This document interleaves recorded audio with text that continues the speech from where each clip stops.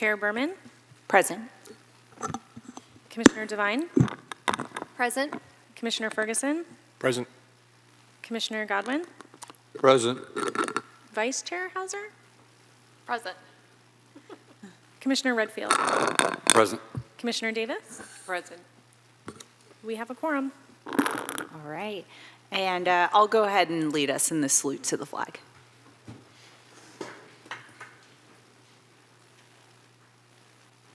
I pledge allegiance to the flag of the United States of America and to the republic for which it stands, one nation, under God, indivisible, with liberty and justice for all.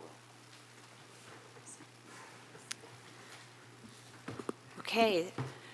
Before we get into administrative business, I will ask if there's any comments on the administrative business that we have on the agenda. This will be for order of agenda, approval of minutes, and designation of liaison.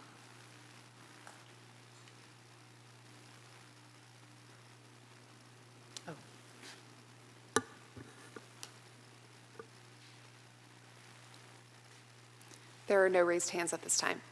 All right, I'll close that comment opportunity and move on to approval of the order of agenda. Do we have a motion to approve? I move without exception that we approve the agenda as noted. Do we have a second? I'll second it. All right, please vote.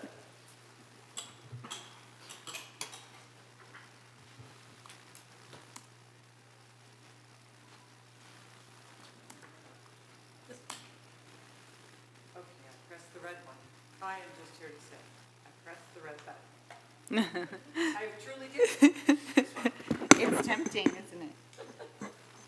The red one said Shall we reset? All right, please revote.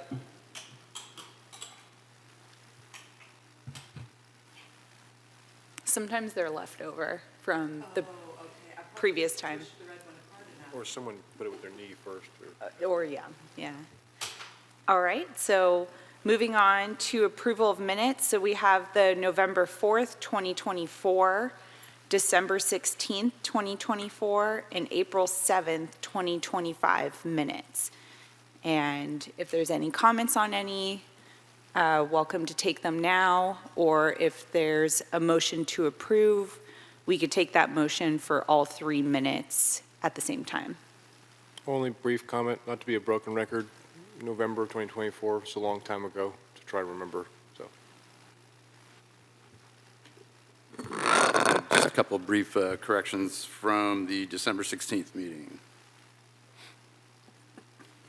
Go ahead. Now, on packet page 13 of the December 6 minutes, third paragraph up from the bottom should read new connection, not correction. And the last paragraph on that same page should read prone to root issues, not rude issues. That's it. Thank you, Commissioner Redfield.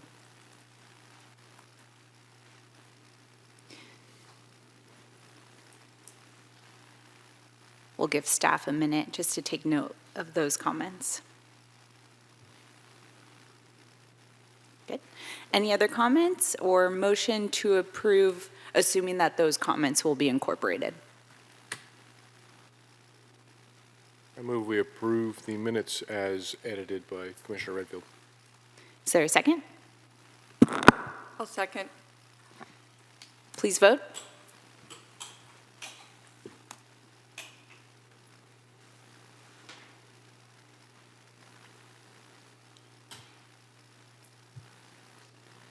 Passes unanimously.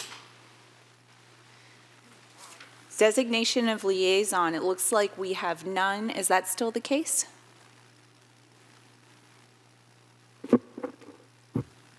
I'm so sorry. I left my agenda at the office, so I just have to look up the dates real quick. I apologize for not having it at the ready. Take your time.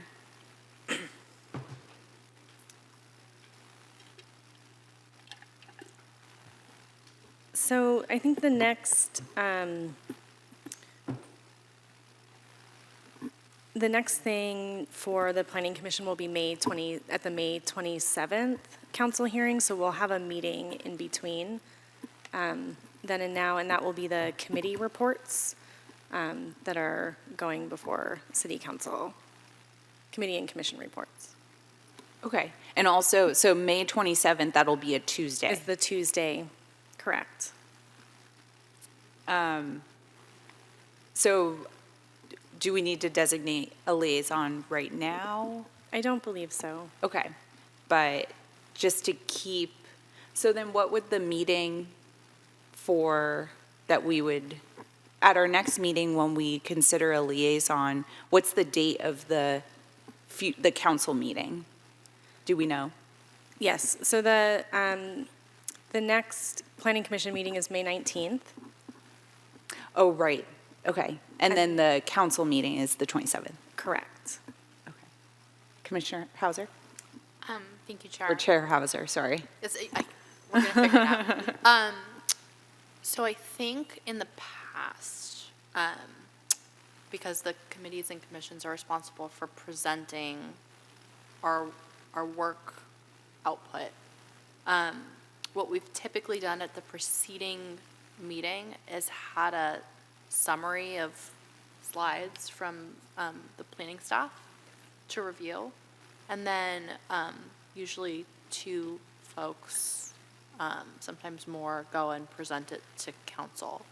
So I think if we're going to, personally, my opinion is if we're going to defer setting a liaison for the May 27th meeting, we should at least plan kind of logistically when we're going to get The draft. yeah, because we usually have a couple of comments, and I want to make sure we have time to incorporate them.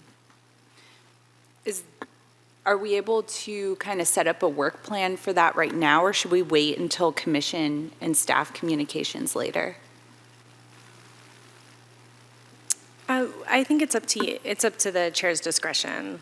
Okay. If you're ready to perhaps advise on what a good expectation date for a draft would be, I think we're all ears right now. Okay, yeah. So the draft will post next Wednesday, so three days before the hearing, and then staff will present it at the May 19th hearing. Okay. So you'll have the draft next week. Okay. All right, that sounds good to me, because then we could talk about it, we could give our comments, and then whoever decides to present to city council, then they'll have some time to prepare as well. Okay, Thank you. sounds good. All right, moving on to oral communications, and actually, I should have read this before, sorry. So as we get ready for oral communications, I'm going to read some comments about how we'll be conducting our public hearing for the meeting. So public meetings are a limited public forum, meaning that there are rules for commenting at these meetings. Comments on non-agendized items must address matters within the subject matter jurisdiction of the city, and comments on agendized items must relate to that specific item. If comments do not fall into one of these categories, the city will provide you with an initial warning to stay within the subject matter jurisdiction of the city or on topic. If the warning is not followed, the chair will direct the planning director to cut off the microphone. And throughout this warning system, I will seek the assistance of of staff tonight in identifying comments not related to the agenda item or not within the subject matter jurisdiction of the city. All right, with that said, I'll open oral communications. I have two cards here, but they both appear to be for agenda item number 1. There are no raised hands at this time. Okay, and so on the screen, for those tuning in on the television or on your Zoom, well, on the television, if you want to dial in, you could dial in at 1-669-900-6833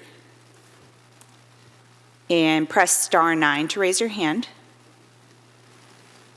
And then for those over Zoom, you could raise your hand on Zoom. There are no raised hands. All right, thank you. I'll close the oral communication section then. So consent items, we have none. Consideration items, we have one, and it's our agenda item number 1 tonight.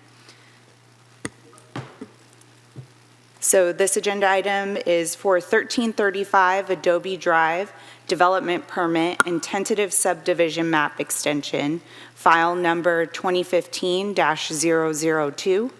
Recommended CEQA action is exempt pursuant to CEQA Guidelines Section 15061B3. And the recommended action is to extend site development permit PSD 801-15, use permit UP-66-15, subdivision SUB 227-15, and heritage tree removal authorization for 24 months. Do we have a staff report? We do. Presenting tonight on behalf of staff is Senior Planner James Lynn. Good evening, Planning Commissioners. My name is James Lynn, Senior Planner with the Community Development Department, and I'll be presenting item 1 on tonight's agenda. Before you is an application requesting an extension of the expiration date for 1335 Adobe Drive, file number 2015-002, located in the Lindemar neighborhood. The approved project proposes the construction of 7 townhome-style condominium units comprised of 2 two-story and 5 three-story units. Each unit includes an attached 2-car garage to provide off-street parking, and the common area includes 4 uncovered guest parking spaces. Here you'll see a timeline of the project's history. The most recent extension was granted by the Planning Commission for a period of 12 months on July 1st, 2024.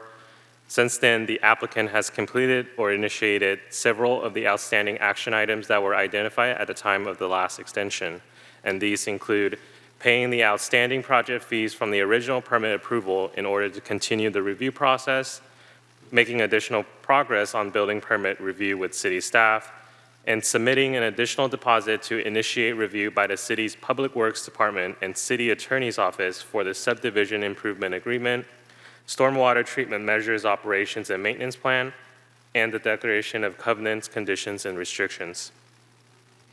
And here you may see on the slide that the expiration of the permit was set for May 4th, 2025, which at the time of the hearing this evening would be past the expiration date. And staff just want to note that the time extension request was originally timely scheduled for the April 21st Planning Commission hearing, but since the legislative body failed to act before the expiration date, such as due to a canceled or postponed meeting due to lack of quorum, the law grants the applicant an automatic 60-day extension from the original expiration date, which would give the agency extra time to hold the hearing and act on the extension request without penalizing the applicant due to a scheduling issue that was out of their control.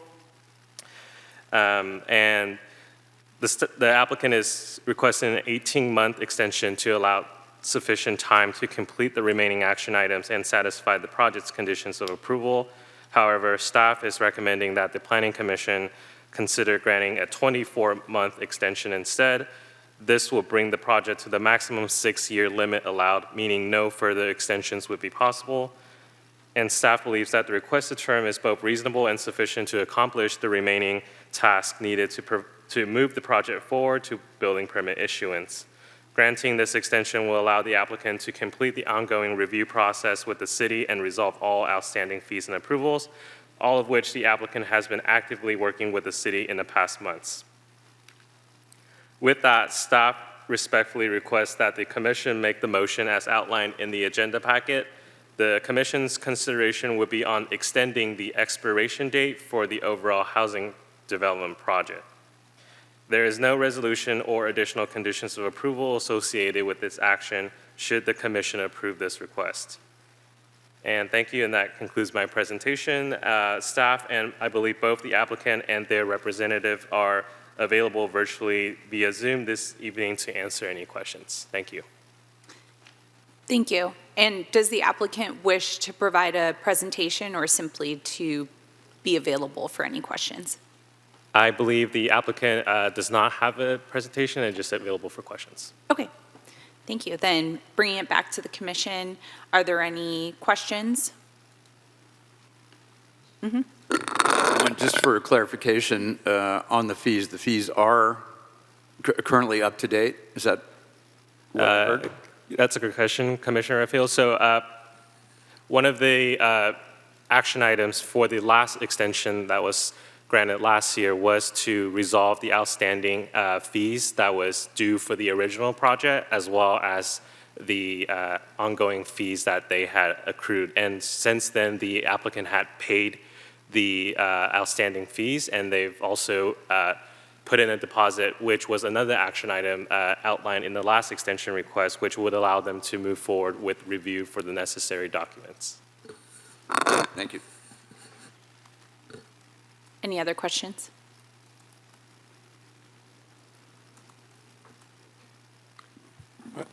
In a manner that I don't mean to be insulting to anyone who I'm asking to, I was hoping, because this was originally approved before I was on commission 5 years ago, if we could understand kind of what the hurdles are. I understand there's been a mandate and a high priority to streamline these permitting processes. And I was hoping the applicant could speak to some of the difficulties they've had getting from approval in 2019 to now extending through 2027, and some of the hurdles that got in their way, and how we can streamline this process in the future.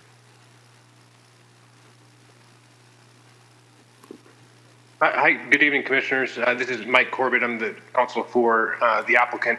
I came on board as his legal representative roughly 2 years ago, and during that time, the back and forth with the city has been slow, and there's been some miscommunications between us. I think that there were some changes in staffing and who has been the point person between planning and the city attorney's office, and then also the engineering division. And my client also had some emergency health matters come up with his father, who lives in China, and so he had to go out of the country for some time. And then there's been some delays in the back and forth with our architect in the city in resolving the remaining conditions of approval. But in the last several months, James, or Mr. Lynn, has been very helpful in helping us get this streamlined. I actually think we're in a place now where the legal agreements, the CCNRs, the subdivision improvement agreement, and the stormwater management agreement are very close to being resolved. I think that there's only a couple of plan check items outstanding, and the fees are current. So, which is a big change from where we were just a year ago. So, as far as getting things in order and streamlined, I think we're in a good place right now. But there were some hurdles along the way through miscommunications, health concerns, and various other delays. Thanks for your response. I appreciate it. You're welcome. Thank you. Follow-up question for staff, because I've never seen this happen, but you mentioned there's a 6-year total possible extension window. I was just hoping you could elaborate on that. Is it 6 years after the first approval expires? Because 2019 to now 2 years from now is more than 6 years, but is it 6 years of extensions, and where is it? Sorry, from City Attorney's Office, it's 6 years after the initial period of approval. So the original approval was, after original expiration date. So original approval expiration date was for 2 years, and then 6 years on top of that. Understood. And that's a something in the city codes, the general plan, or? So the 6 years is a discretionary extension that's technically allowed under the state codes. Got it. State government code that requires. And I assume there are some kind of additional fees associated with each subsequent extension? That is correct. That's considered as a portion of the project value, or how are those assessed? It's a flat fee to make the application, and then cost recovery after that. I just want to make sure that, that I understand. To Commissioner Ferguson's question, I think it's the Subdivision Map Act that governs the 6 years. But I also think that under COVID, there was a provision that allowed for additional extension beyond what the Subdivision Map Act allowed. So I believe, just for the record, what we're doing is in keeping with state code and with Pacifica's discretion as a municipality. Is that correct? Yeah. Yeah, we're in compliance with the state laws. Okay, thank you for that clarification.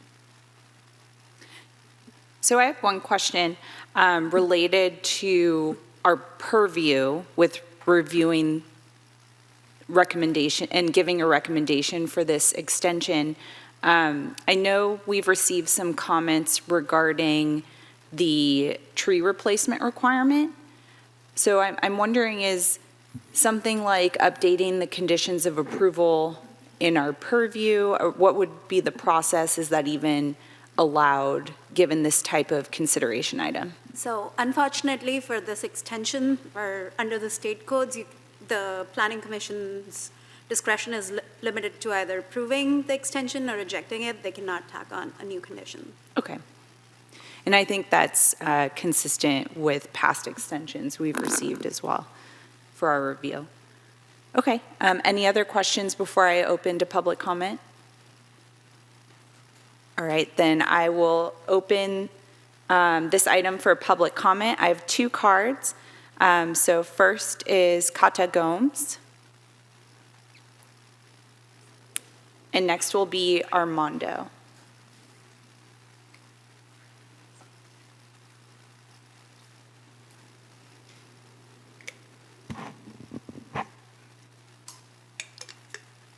Good evening, all. My name is Kata Gomes, a Ramaytush descendant from here in Pacifica. Because of the location of this proposed project, it's of great concern to us because the adobe that is on the adjacent property was built at the village site of Paristak, the larger of the 2 known villages here in Pacifica. In 1909, there was a map made of the shell mounds in the San Francisco Bay Area, and it designates that there are 3 ancestral holy sites, spiritual sites of shell mounds located here in Pacifica. The city of Pacifica has never made any attempts to protect these sites or even to acknowledge that they even exist.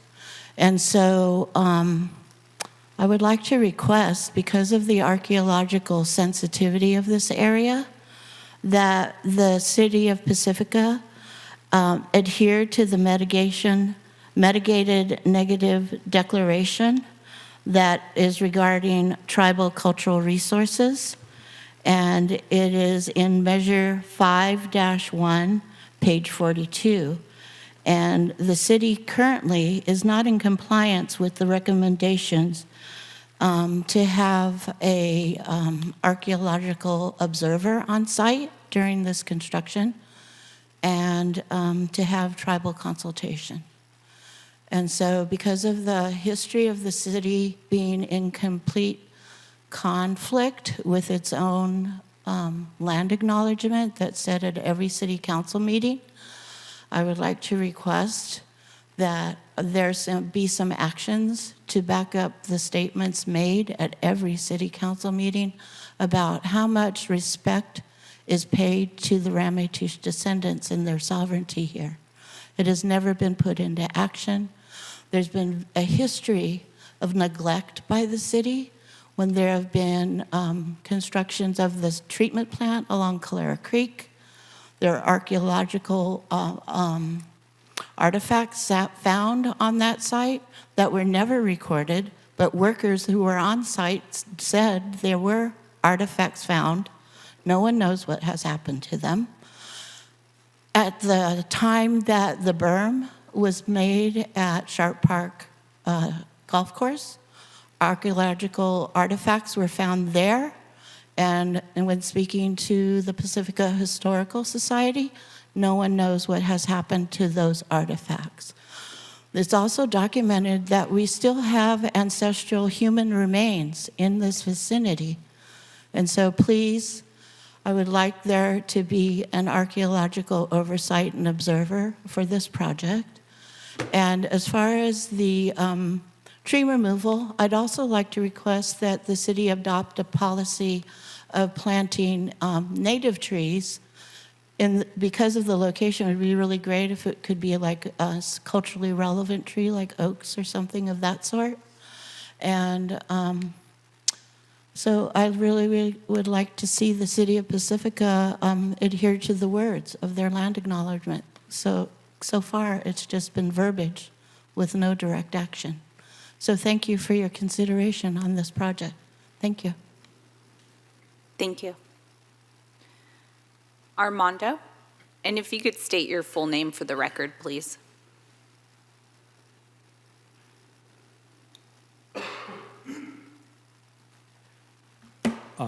Good evening, Chair and fellow council members. Armando Murillo. There just wasn't enough room to write my first and last name card. It was a little small. For sure. I'm a field representative with Carpenters Local 217 out of Foster City. We cover the county of San Mateo. And with respect to Mrs. Gomes' concerns, we definitely support this development. Anytime a city is looking to build more housing, staying ahead of the curve and meeting its housing needs is a vital importance for our community. And we hope that this development does go forward, again, with respect to the concerns that Ms. Gomes had. So with that in mind, I mean, it's the human element, the human concern that we're also concerned with ourselves. And with that, I'm referring to area standards.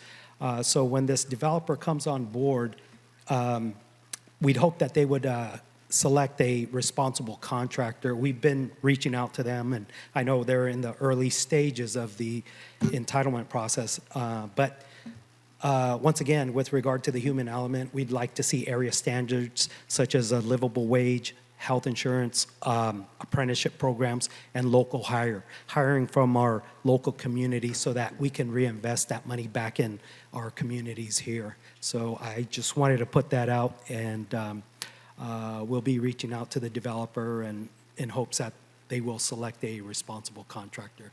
And once again, I was just transferred up to this area, so I also wanted to come and meet the commissioners as well. So thank you very much.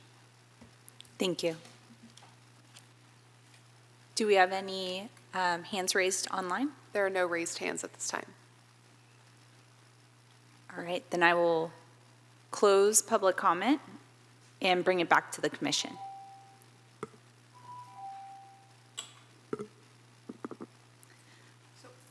Yep, go ahead. Is there something I pushed to let you know? Oh, there used to be. It doesn't even face me anymore. Oh, I see it. Okay. It's okay. So, Unless staff has any issue with how we're conducting. Okay. okay. So I did have a couple of, I just wanted to learn a little bit more. You'll bear with me, I'm the newbie. So to the comment we received about the tree replacement, from what I've read, it seems like we're authorizing, or the part of this package is the authorization. I mean, let me back up. I understand we're just extending the permit that's already been, but it was the authorization for the tree removal. But in reading through the materials, particularly the staff report from March 4th of 2019, they talked about that permits, tree removal permits would be required. And I'm assuming those have not been issued yet? Commissioner Davis, that is correct. So as where the permit currently stands, aside from the document review that I had mentioned earlier in the presentation, the applicant's also actively working with the city staff during the building permit review phase, of which, for example, one of the comments issued by staff is for the applicant to demonstrate compliance and implementation measures from the MMRP, the Mitigation Monitoring Reporting Program, that both the public comments have mentioned in tonight's meeting. And I did read the mitigation measure for the tree, and it does mention tree replacement, but it doesn't mention how many. And so the current ordinance, my understanding, is 2 to 1. So if they apply for the permit under the current ordinance, that's what would apply here? It's whatever ordinance was applicable at the time of their approval. At the time, okay, that's where I was trying to get. Do we know what that is? I don't know off the top of my head. Okay, thank you. The other thing I wanted to understand a little bit more about, and it was mentioned by both the comments, and again, it's in mitigation measure V1 on pages 42 and 43, where they talk about during ground disturbing activities associated with development of the proposed project, archaeological and Native American monitors will be present at the site in the event of the accidental discovery of the recognition of human remains, further excavation or disturbance of any nearby area reasonably suspected, basically will be. But my question goes to the first part of that, so I'd like to understand more about who would these monitors be? How are they selected and by whom? And then how are they notified of the upcoming excavation? And then what is the consequence of digging without the monitors present? Thank you for your questions, Commissioner Davis. I will just say that construction hasn't started on this site yet, and so one of the outstanding correction items is to provide the information and documentation of that person and that monitor. So we'll be looking at that through their building permit process, but we're not really prepared to speak on the specifics of mitigation measures at this hearing. Yeah, okay. And it's just something that I would be, like I said, want to learn more about. I didn't really expect that that would necessarily be something you could answer, but I'm curious about that. Thank you. That's all I had. Thank you. Through the chair, Commissioner Davis, on a typical site, a city won't issue a permit until evidence of a contract with the tribal monitor and the licensed archaeologist. The archaeologist is someone that a developer or the owner should be able to pick themselves as long as they're licensed properly. All right, great, thank you. Go ahead. And along those lines, kind of a follow-up, I believe I read in the packet, I cannot find it currently, but there was a ground sonar project done, if you will, on the property, and it's my understanding there was no significant discoveries found on that. Commissioner Raphael, sorry, could you repeat the first part of your question? I read in the packet, I cannot find the page right now, but that there was a ground sonar survey done of the property sometime between, obviously, 2019 and currently. And there were no significant locations found or artifacts found that would, need mitigation. Is that correct? That there was a ground survey done? Commissioner Raphael, and are you referring to the original staff report from 2019 for the project? Right. So I don't have a concrete answer for you at this time, and I can look into that for you. All right, thank you. There are findings in the resolution that confirm that, so the resolution from 2019 confirms what was done regarding cultural resources, and a tribal monitor is required on the project-specific CEQA. And I read about the ground penetrating as well. Yeah. That's what. Absolutely. It was in the original staff report.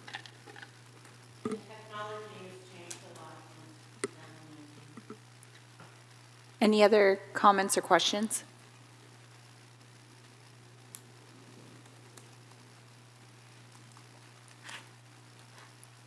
All right, not seeing any. Open for a motion.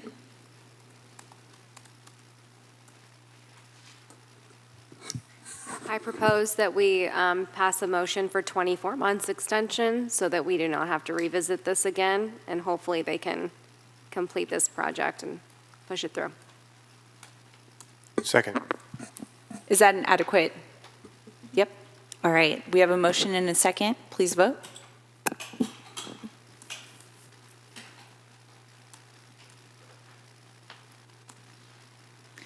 And that passes unanimously. And I don't know if we need to read this anymore. I used to always read it, so I guess I'll read it until someone tells me otherwise. Anyone aggrieved by the action of the Planning Commission has 10 calendar days to appeal the decision in writing to the City Council. If any of the above actions are challenged in court, issues which may be raised are limited to those raised at the public hearing or in written correspondence delivered to the city at or prior to the public hearing. Judicial review of any city administrative decision may be had only if a petition is filed with the court not later than the 90th day following the date upon which the decision becomes final. Judicial review of environmental determinations may be subject to a shorter time period for litigation, in certain cases 30 days following the date of final decision. All right. And moving on to communications. So are there any commission communications? Yeah, I just letting the commission know that I will likely miss the next 2 meetings for a family vacation. That's the 19th and the 2nd. Thank you.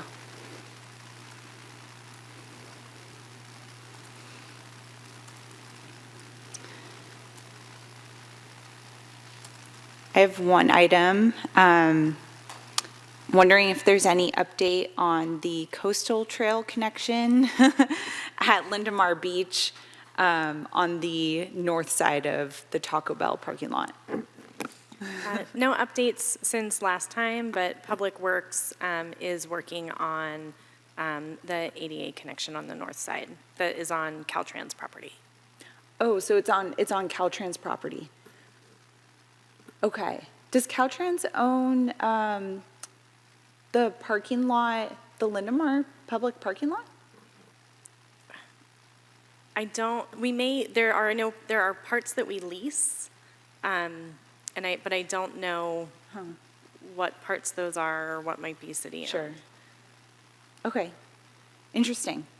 Well, thank you for staying updated. I'll continue to ask, and I really appreciate the updates. In that same vein, objective design standards for the building envelope with the rezones, are we anticipating those in June? That's part of my staff communications. Perfect. Do you want to segue into that? Are there any other commission communications? All right, then let's go on to staff communications. Okay, so in addition to the Planning Commission annual report, at our next hearing, we'll also be bringing forward the rezoning program, which includes the EIR, general plan and zoning text amendments, which include objective design standards for the new zoning districts, general plan and zoning map amendments. So those will be coming forward in 2 weeks. All right, get your sleep now. Get your sleep now.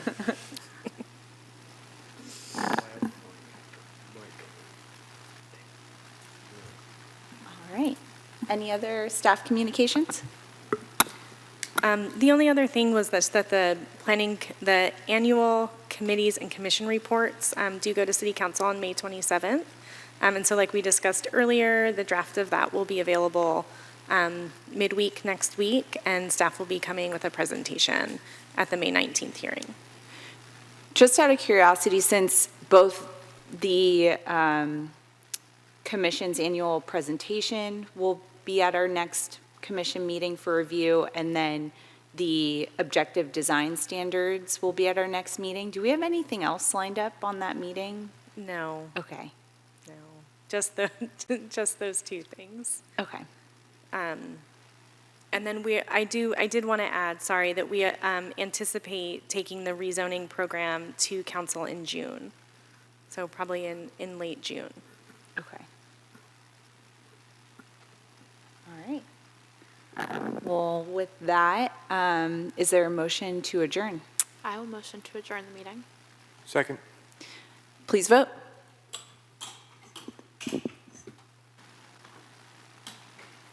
That passes unanimously. Thank you. Thank you.